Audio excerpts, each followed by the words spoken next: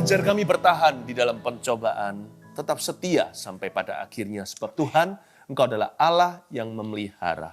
Terima kasih untuk siapa Engkau dalam diri kami. Sebelum Engkau berbuat sesuatu, kami sudah percaya Engkau memelihara. Tangan-Mu tidak berubah. Terima kasih Bapa. Terima kasih untuk kasih sayang-Mu. Terpujilah nama Yesus. Haleluya. Amin. Mari kita ambil Alkitab. Kita baca cerita Elia, saya mau kasih judul tema, bertahan di sana. Ya, banyak kita sedang di dalam pencobaan. Tetap bertahan di situ, sebab Tuhan tahu Anda berada di mana dalam hidup ini. Tuhan tidak pernah lupa. GPS Tuhan tidak pernah mati. Tuhan tahu lokasi, persisnya Anda di kilometer berapa. Baik ada di antara kita yang sudah ada di bukit, kita nggak mengalami sebuah pergumulan, ada yang di lembah. Setiap domba Tuhan cinta. Nah, kita belajar dari Elia gimana Tuhan memelihara ya, supaya kita tetap bertahan di sana. Ya, kita buka sama-sama 1 Raja-Raja 17 ayat 1 sampai 6. 6 ayat aja menjadi pembahasan saat teduh. Luar biasa, puji-pujian itu mendatangkan hadirat Tuhan. Pembacaan Alkitab membuat kita kokoh di dalam kebenaran. Pikiran kita jadi stabil karena firman Allah. 1 Raja-Raja 17 ayat 1 sampai 6, Elia di tepi sungai Kerit. Saya baca seluruh dulu. Lalu berkatalah Elia orang Tisbe dari Tisbe Gilead kepada Ahab, demi Tuhan yang hidup, Allah Israel yang kulayani, sesungguhnya tidak akan ada embun atau hujan pada tahun-tahun ini kecuali kalau kukatakan. Kemudian datanglah firman Tuhan kepadanya, pergilah dari sini, berjalanlah ke timur dan bersembunyilah di tepi sungai Kerit di sebelah timur sungai Yordan. Engkau dapat minum dari sungai itu, dan burung-burung gagak telah kuperintahkan untuk memberi makan engkau di sana. Lalu ia pergi dan melakukan seperti firman Tuhan. Ia pergi dan diam di tepi sungai Kerit, di sebelah timur sungai Yordan. Pada waktu pagi dan petang, burung-burung gagak membawa roti dan daging kepadanya, dan ia minum dari sungai itu. Bertahan di sana. Tetap di situ. Ku ingin tetap di sini, menikmati bait-Mu. Sekalipun kita nggak bisa ke gereja secara gedungnya, kita harus jaga hadirat Allah di rumah dan khususnya di hati kita. Tetap bertahan di sana itu, tetap bertahan pada poros kehendak Allah. Sekalipun kadang-kadang kita harus sengsara. Karena karena kita dilatih untuk panjang sabar, menunggu. Jangan pernah tergoda untuk jalan pintas. Karena jalan pintas itu seolah-olah roti curian yang manis sebentar di mulut, tapi nanti membuat kita sakit perut. Ya, kita lihat sekarang bagaimana Elia bertahan di masa-masa drought atau masa-masa paceklik hebat. Termasuk nabi ini pun tanpa kecuali, dia juga mengalami yang namanya kering kerontang selama 3,5 tahun. Lalu berkatalah Elia, orang Tisbe, dari Tisbe Gilead ayat pertama kepada Ahab, demi Tuhan yang hidup, Allah Israel yang kulayani, sesungguhnya tidak akan ada embun atau hujan pada tahun-tahun ini kecuali kalau kukatakan. Terjadi berbagai macam krisis alami, krisis ekonomi. Elia termasuk orang Israel yang mengalaminya.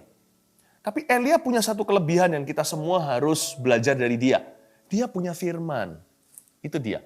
Orang yang punya firman selalu lebih berkuasa dari orang yang tidak memiliki firman. Yang paling kasihan hari-hari ini, ketika mengalami berbagai macam krisis, wabah, dan pukulan ekonomi adalah orang-orang yang tidak punya Tuhan. Kalau orang punya harta, punya uang, katakanlah mereka bisa bangga sebentar, tapi tidak menjadi garansi jaminan bahwa hati mereka tidak dirudung ketakutan. Karena sekarang ini segala sesuatu serba tidak pasti. Tapi orang yang punya Tuhan, orang yang punya firman, itu yang paling berbahagia. Mereka itu dijaga perenungan siang dan malam. Apapun yang mereka perbuat, ada damai sejahtera.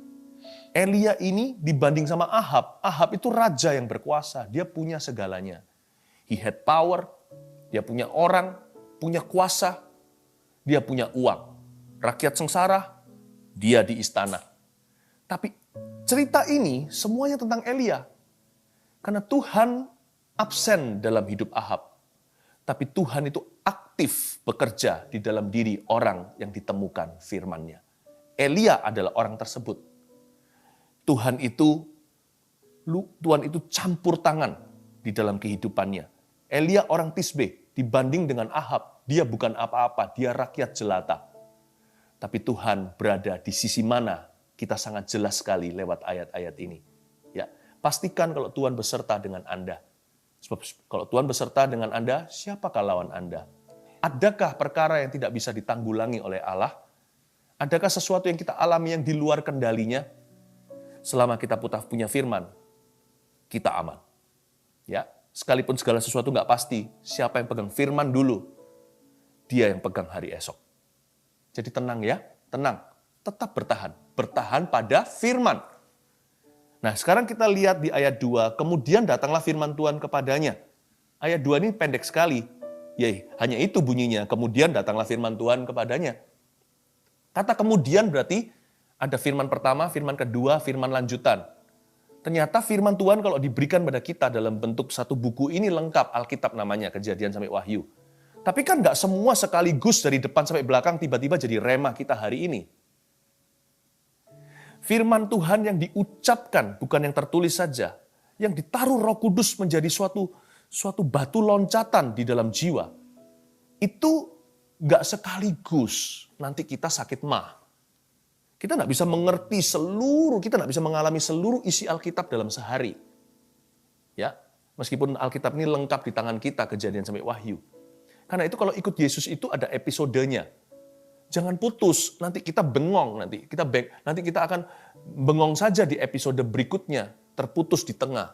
Kalau ikut Tuhan itu yang rajin. Ya, setiap minggu, setiap hari pasti ada firman-firman yang baru.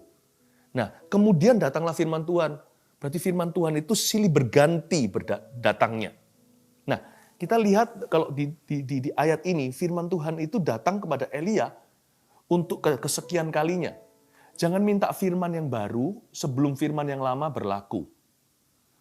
Karena itu kalau Tuhan sekarang berkata kepada Anda bersyukur, kita berkata apa ini berguna untuk situasi yang kuhadapi. Jangan memaksa Tuhan, jangan demand, jangan menuntut untuk firman yang handsome, yang ganteng rasanya, yang cakep didengar untuk kita, untuk kondisi kita sekarang. Kayaknya sekarang saya dalam penjara. Kenapa Tuhan tidak memberi saya firman kuasa? Kok firmannya adalah bersyukur atau mensyukuri apa yang ada? Apa-apaan nih? Aku mau firman yang sensasional, yang bisa sekejap buat aku keluar dari pergumulan. Jangan pernah remehkan firman. Sebelum kata kemudian ada firman sebelumnya. Sebelum Elia mengalami pemeliharaan, ada firman sebelum itu yang dia taati lebih dahulu. Kalau Tuhan berkata bersyukur, jangan remehkan. Karena firman itu akan berkesinambungan ke episode berikutnya. Itu mungkin mujizat Anda. Jangan pernah pilih-pilih rema. Tuhan bicara apa sekarang, lakukan. Kemudian mujizat Anda. Cerita ini kan, ayat 2 ini transisi.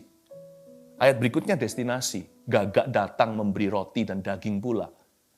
Tapi kan ada kata kemudian, berarti ada sebelumnya. Jangan remehkan. Ya, karena itu cara menerima firman itu begini, ada 3 langkah catat. Cara kita itu betul-betul memiliki firman itu begini. 1, menerimanya. Kalau Tuhan kasih firman itu terima. Apa adanya, jangan pilih-pilih seperti saya katakan tadi. Ya, jangan pilih kasih, firman yang ini mau, yang itu nggak mau. Kalau firman yang sifatnya perintah, kita nggak nafsu. Kita nggak selera. Tapi kalau firman yang sifatnya janji, kita mau. Jangan, apa adanya. Terima saja. Langkah ke-1 untuk memiliki firman, seperti Elia orang Tisbe Gilead itu. Tidak seperti Ahab yang empty firman, yang hampa hati. 1, menerima firman.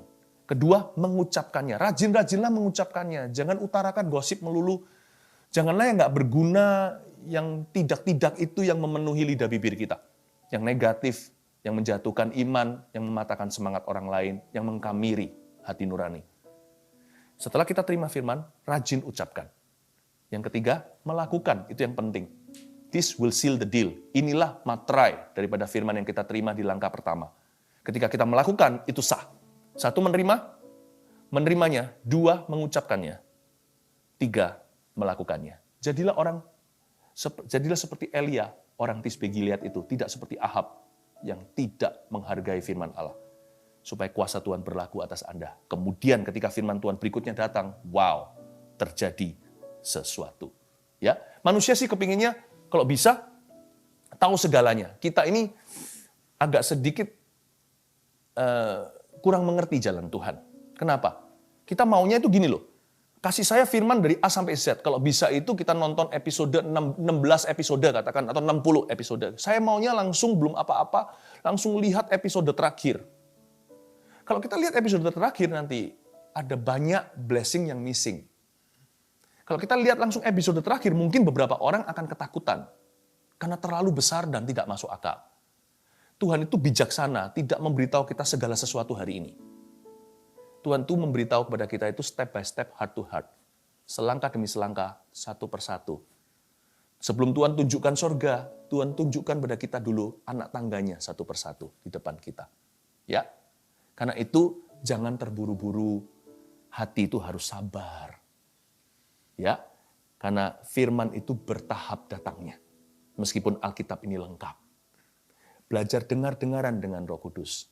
Kemudian mujizatmu akan tiba yang lama telah kau tunggu. Ayat yang ketiga, pergilah dari sini. Ini firman Tuhan pada Elia, yang ini firman mujizat. Pergi dari sini, berjalanlah ke timur, dan bersembunyilah di tepi sungai Kerit, di sebelah timur sungai Yordan. Engkau dapat minum dari sungai itu, dan burung-burung gagak telah kuperintahkan untuk memberi makan engkau di sana. Jangan salah alamat ya, Tuhan suruh Elia ke sungai Kerit. Satu-satunya disebut di Alkitab ya di sini, Kerit ini. Yang populer, favorit semua orang itu sungai Yordan. Bahkan Naaman pun mandi di situ untuk sembuh. Sungai Kerit ini, I've never heard of it. Sebelum Elia sesudah juga nggak disinggung lagi. Apa ini sungai Kerit? Lokasinya persisnya ada di sebelah timur sungai Yordan, jadi dia tidak jauh. Tidak terlalu jauh lokasinya dari sungai favorit orang Israel itu. Elia harus mencatat, dia disuruh ke mana? Dia disuruh ke sungai Kerit. Dan nanti aku akan memberi makan engkau di sana. Bertahan di sana. Setiap orang harus menemukan poros kehendak Allah. Di situasi seperti ini, poros kehendak Tuhan tidak tentu geografis. Sungai Keritmu itu mungkin adalah hati bersyukur. Sungai Kerit beberapa orang itu berarti sabar menanti. Sungai Kerit beberapa orang lagi berarti belajar untuk menghargai perkara sederhana, tetap bekerja sekalipun nggak sepenuh hati. Sekalipun merugi, tetap mengelola. Beberapa orang Sungai Kerit itu berarti banyak berdoa. Bertahanlah di sana. Where is di sana? Di sana itu di mana? Di mana Allah menghendaki Anda. Di mana Tuhan perintahkan Anda untuk berada. Sebab di mana Tuhan perintahkan Anda, di situ ada persediaannya. Dan di situ ada urapannya, karena Allah kita adalah Bapa yang bertanggung jawab atas anak-anaknya. Dia juga adalah Tuhan atau majikan yang sangat responsibel untuk workers atau untuk hamba-hambanya. Tuhan suruh Elia, kamu pergi ke sana ya, Sungai Kerit. Kalau Elia bandel atau bersandar dengan pengertiannya sendiri atau membantah, dia bisa berakhir di Sungai Yordan loh. Kenapa Kerit Tuhan? Yordan itu loh. Yang di sebelah barat itu jauh lebih promising, lebih menjanjikan. Bisa-bisa cerita ini berakhir beda kalau Elia tidak taat. Maka Elia mati kelaparan di sana, tidak ada gagak yang datang. Airnya pun tidak memberi minum. Bisa-bisa Elia kecewa sama Tuhan. Kenapa engkau tidak pelihara? Bukankah aku nabimu? Tuhan tidak pernah berkata dia akan mengutus gagak ke Elia. Tuhan mengutus gagak itu ke Sungai Kerit kepada kehendak Allah. Allah tidak harus memelihara kita. Allah memelihara orang yang memelihara janjinya. Allah memelihara orang yang memelihara firman-Nya. God doesn't have to bless me. He blesses His word. Tuhan tidak harus memberkati saya. Tuhan memberkati firman-Nya. Karena itu Yesus berkata, jikalau firman-Ku hidup di dalam kamu dan kamu di dalam firman-Ku, bertahanlah di situ. Mintalah apa saja. Aku akan memberikan padamu. Ayat itu jangan dicomot, diambil di luar konteksnya. Dibuang bagian firman-Nya. Langsung lompat ke episode terakhir berkata, mintalah apa saja. Nanti memanipulasi Allah. Ayat itu nggak pernah berkata, minta apa saja, Tuhan memberikan. Ayat itu pertama-tama berkata, jikalau firman di dalam dirimu, kamu di dalam firman-Ku, mintalah apa saja, niscaya diberikan. Tolong jangan diceraikan dari substance atau dari wujud, dari intisari firman Allah itu. Tuhan memberkati firman-Nya. Dan kalau kita di dalam firman-Nya, berkat ke sana. Tuhan tidak memberkati Elia.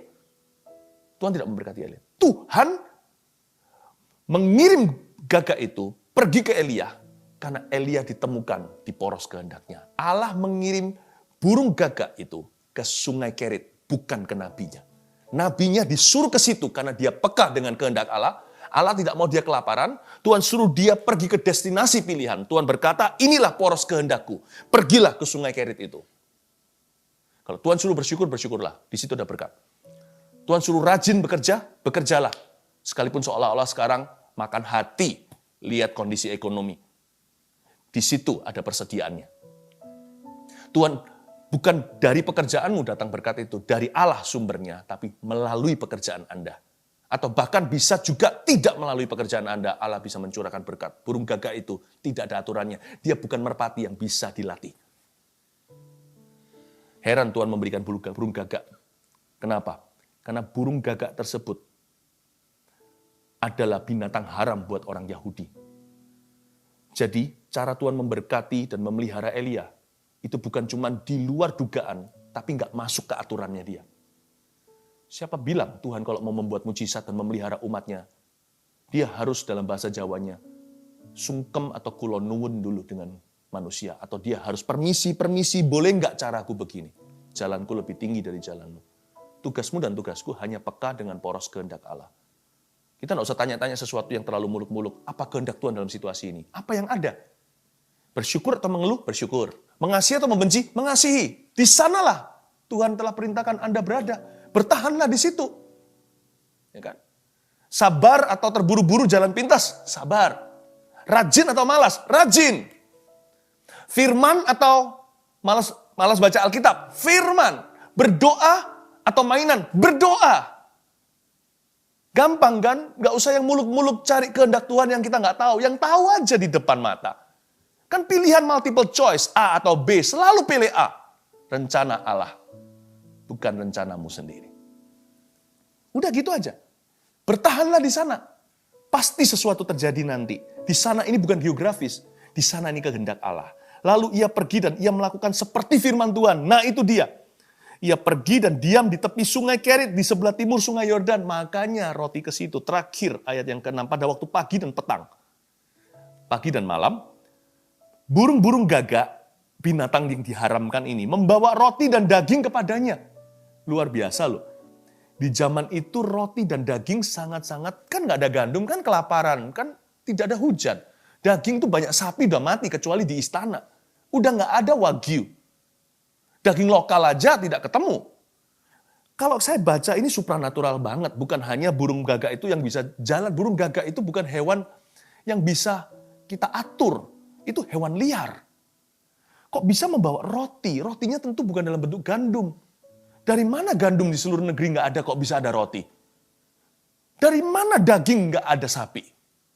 Itu ciptaan saya nggak tahu gimana caranya Tuhan membawa ke Elia. Ini perkara supranatural. Dan roti itu tentunya sudah dipanggang. Apa dikasih selai? Saya nggak ngerti. Apa dikasih meshes? Juga saya nggak tahu. Dan daging itu pasti sudah di-cook. Tidak mungkin dimakan mentah, bukan? Jadi ini supranatural. Saya nggak bisa menemukan rahasianya. Tapi ada sesuatu yang natural juga. Berkat Tuhan terdiri dari dua. Pemeliharaannya itu supranatural dan natural. Yang natural adalah ia minum dari sungai itu.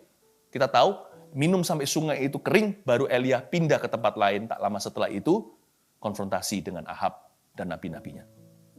Nah, kalau kita lihat sekarang ini, dia minum dari sungai itu, jadi ada dua persediaan Allah, jikalau kita bertahan di sana dalam poros kehendak Allah. Kategori pertama adalah pemeliharaan Allah, provision secara supranatural, supernatural provision. Yang kedua adalah natural provision atau persediaannya yang alami. Jangan, kita harus punya dua-duanya. Tuhan tidak berkata sama Elia, aku juga akan bawakan aqua. Ya, Tuhan bilang, aqua ada di depanmu. Suling sendiri, mungkin pakai jubahnya itu. Sebelum nanti dipakai Elisa, jubahnya dipakai untuk bersihkan dari kerikil atau dari pasir. Dia juga harus ada tanggung jawab dari sisinya. Tuhan tidak sediakan air, Tuhan hanya sediakan makanan. Minuman, dia harus suling sendiri. Dia harus timba sendiri dari sungai itu. Dia harus bersihkan. Dia mungkin perlu naik ke atas hulunya. Agak sedikit ke atas dari sungai Kerit itu supaya lebih bersih daripada ke bawah semakin keruh. Jadi Elia juga harus pakai bijaksana, harus pakai hikmat manusia. Karena itu Bapak Ibu Saudara, hari-hari ini Tuhan akan menyediakan persediaan secara supranatural yang tidak ada rumusnya. Tapi Anda dan saya juga harus mengelola apa yang ada di depan kita. Suling sendiri, timba sendiri. Pilih hulu bukan hilir. Bersihkan apa yang bisa, lakukan sesuai dengan hikmat yang Allah sudah berikan. Kasihan loh, orang kalau mau hidupnya melulu supranatural, nanti konyol. Padahal 5 roti 2 ikan sudah di depan. Tapi orang yang mau hidupnya semua serba natural, nggak percaya mujizat juga kasihan. Karena orang begitu nggak akan melihat campur tangan Tuhan. Dia akan mati konyol pula. Karena sebenarnya kalau dia meminta, Tuhan berikan. Kalau dia mencari, dia mendapat. Kalau dia ketuk pintu, pintu akan dibukakan. Atau bahkan kita bisa kolaborasi. Natural dengan yang supranatural. Bagaimana caranya? Kadang-kadang kalau kita melakukan sesuatu yang sifatnya alami, kita berdoa dulu. Minta urapan Kristus, minta restu. Sehingga sesuatu yang sifatnya biasa, menjadi ada kuasa supranatural di baliknya. Kita bisa melakukan perkara-perkara yang alami, dengan kuasa yang supra alami. Saya kasih contoh seperti hari ini, kita mau IG Live, saya bicara seperti ini kan hanya berbicara. Tapi kalau saya percaya ada urapan di balik saya, dan urapan langsung kepada Anda, hidup Anda bisa berubah, seseorang akan memperoleh mujizatnya. Talking is very natural. Tapi Tuhan juga bisa memakai perkataan kita untuk mengubah situasi kita. When God touches the natural, the supernatural power will flow. Kuasa supra alami itu akan mengalir. Jadi jangan pernah remehkan ya. Sebelum kita makan tetap kita berdoa, bukan karena takut masuk neraka kalau kita nggak berdoa. Berdoalah supaya Tuhan memberkati makan minum kita. Sebelum kita bekerja kita berdoa. Sebelum kita melakukan segala sesuatu, biasakan untuk bergantung dengan kuasa Allah. Sekalipun untuk perkara-perkara biasa kita lakukan sehari-hari. Ingat ya, bertahan di sana. Sebab perkara ajaib akan terjadi. Bertahan di situ sambil lihat sekelilingmu. Apa yang bisa Anda kelola. Sekalipun hal itu alami, itu pun adalah persediaan Tuhan atas kehidupan Anda. Syukuri dulu. Lalu setelah itu, manfaatkan dengan benar. Amin. Bertahan di sana. Di poros kehendak Allah. Tetap di sini. Dalam hadiratnya. Sebab Tuhan belum selesai bekerja. Hai Elia, siap-siap untuk mendapatkan visitasi ilahi. Gagak-gagak Tuhan akan mulai berdatangan ke rumah-rumah Anda. Dalam bentuk pertolongan, kesempatan, koneksi ilahi, orang-orang yang Tuhan utus, bahkan kejadian-kejadian heran. Tuhan akan mulai mengutusnya ke rumah-rumahmu setelah doa hari ini. Bahkan ada perkara-perkara yang sifatnya biasa, tapi jangan remehkan, itu pun persediaan Allah. Nanti Anda akan mulai lihat kebetulan-kebetulan yang terlalu kelihatannya nampak seperti kesengajaan dari Tuhan. Anda tidak akan melihat kebetulan dengan cara pandang yang sama lagi. Kebetulan adalah mujizat yang Tuhan lakukan tanpa membubuhkan tanda tangan. Siaplah menerima paket-paket ini dari Tuhan Yesus mulai hari ini. God bless your family. Tetap di sini dalam hadirat Tuhan. Tetap menyembah dan memuji Tuhan. Tetap rindu akan firman-Nya. Haleluya. Sinar kemuliaan-Mu Bapa memenuhi sekelilingku. Ku rasakan hadirat-Mu. Kau tenggelamkan jiwaku, ku ingin tetap tinggal bersamamu. Sinar kemuliaan, sinar kemuliaan-Mu Bapa memenuhi sekelilingku. Rasakan hadirat-Mu, Kau tenggelamkan jiwaku. Ku ingin tetap tinggal bersamamu. Aku akan bertahan di sana dalam kerinduan kepada Tuhan. Ku ingin tetap di sini, menikmati bait-Mu. Ku ingin tetap di sini dan memandang indah wajah-Mu. Tetap di dalam hadirat Tuhan, bertahan di situ. Apapun yang terjadi, sinar kemuliaan-Mu Bapa memenuhi sekelilingku. Ku rasakan hadirat-Mu, Kau tenggelamkan jiwaku. Ku ingin tetap tinggal bersama-Mu. Sinar kemuliaan-Mu Yesus, sinar kemuliaan-Mu Yesus, tetap tinggal di dalam firman-Nya, memenuhi sekelilingku. Ku rasakan hadirat-Mu, Kau tenggelamkan jiwaku. Ku ingin tetap tinggal bersama-Mu. Ku ingin tetap di sini. Ku ingin tetap di sini,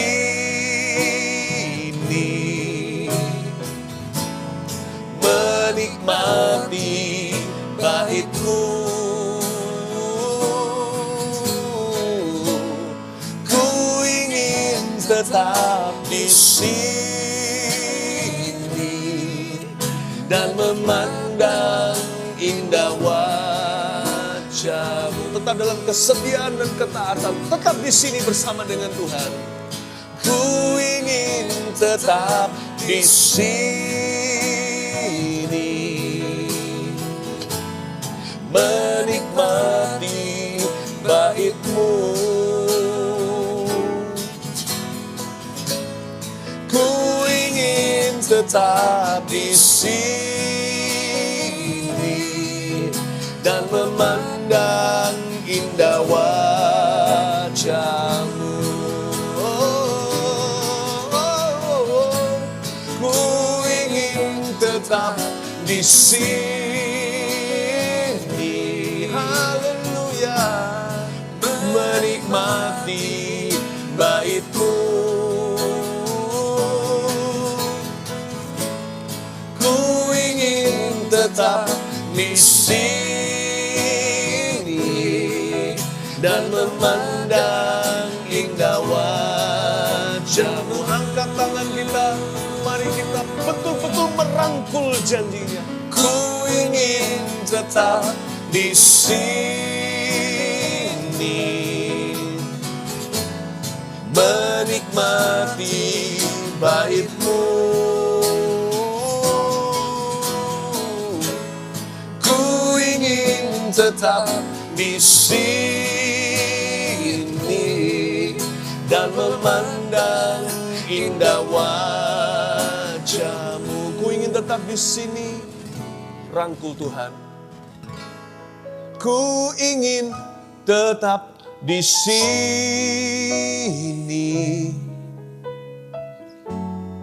menikmati bait-Mu.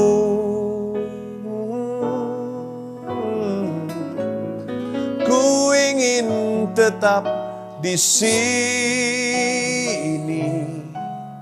dan memandang indah wajah-Mu. Ku ingin tetap di sini, Tuhan tidak jauh. Ku ingin tetap di sini,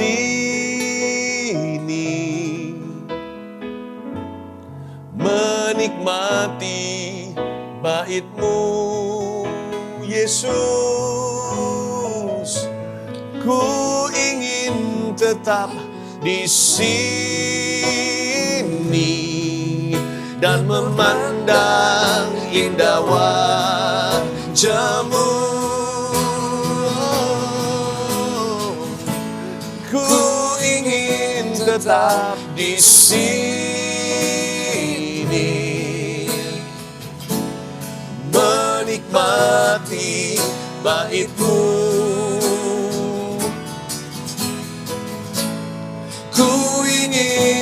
tetap di sini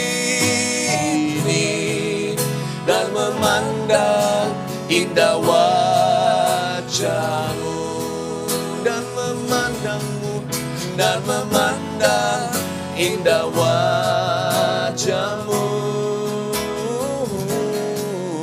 dan memandang indah wajah-Mu.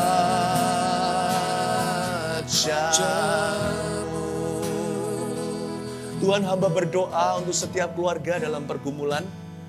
Hamba berdoa Engkau kirimkan malaikat-malaikat-Mu dalam bisnis pekerjaan mereka dan juga dalam kehidupan mereka sehari-hari, apa yang diperlukan, apa yang dibutuhkan, bahkan apa yang diinginkan oleh hati putra-putrimu. Tuhan, Engkau adalah Allah yang pemurah, baik hati. Tuhan, Kau mulia. Kirimkan gagak-gagak-Mu ya Tuhan Yesus kepada setiap family. Every home, there is a designated blessing. Ada berkat yang khusus ditujukan ke situ. Terima kasih Tuhan, dengan iman aku melihat Yehovah Jireh mengetuk pintu. Terima kasih Tuhan. Dan hamba berdoa untuk setiap keluarga, ya Tuhan Kau jauhkan dari mara bahaya, wabah, dari semua ya Tuhan Yesus yang di luar rancangan Allah. Dan hamba berdoa untuk setiap family, setiap anggota keluarga yang terkasih yang belum di dalam Kristus hari-hari ini. Mereka akan mengenal Tuhan secara pribadi dan mengalami kebaikan-Mu. Terima kasih Yesus, terpujilah nama-Mu. Dalam nama Yesus. Amin. Terima kasih sudah bergabung. Jangan lupa setiap Rabu dan Sabtu tetap jam 7 supaya nggak kemalaman buat orang-orang yang dari Indonesia Timur. Ya, hari Minggu juga welcome untuk live streaming di online ibadah bersama dengan saya, bersama dengan kami di gms.church/streaming. gms.church/streaming. Tuhan Yesus memberkati dan Tuhan memelihara Anda sekalian. Tetap bertahan di sana. Jesus loves you.